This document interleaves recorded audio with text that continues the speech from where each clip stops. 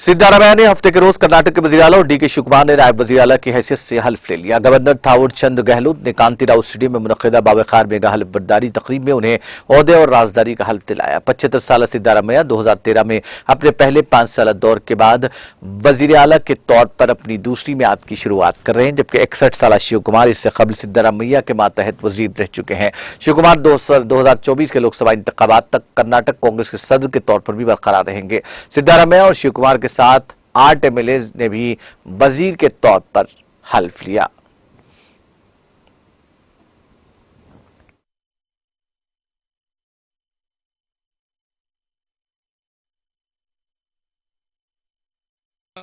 ಸಂದರ್ಭದಲ್ಲದೆ ಅನ್ಯತಾ ಯಾರೇ ವ್ಯಕ್ತಿಗೆ ಅಥವಾ ವ್ಯಕ್ತಿಗಳಿಗೆ ಪ್ರತ್ಯಕ್ಷವಾಗಿ ಅಥವಾ ಪರೋಕ್ಷವಾಗಿ ತಿಳಿಸುವುದಿಲ್ಲ ಅಥವಾ ಬಹಿರಂಗಪಡಿಸುವುದಿಲ್ಲ।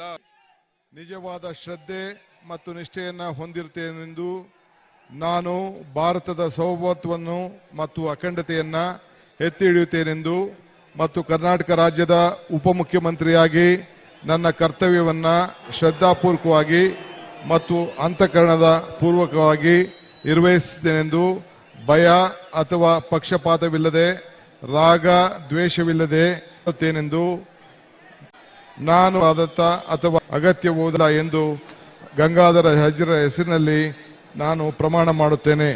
ಶ್ರದ್ಧಾಪೂರ್ವಕವಾಗಿ ಸಂದರ್ಭದಲ್ಲದೆ ಅನ್ಯತಾ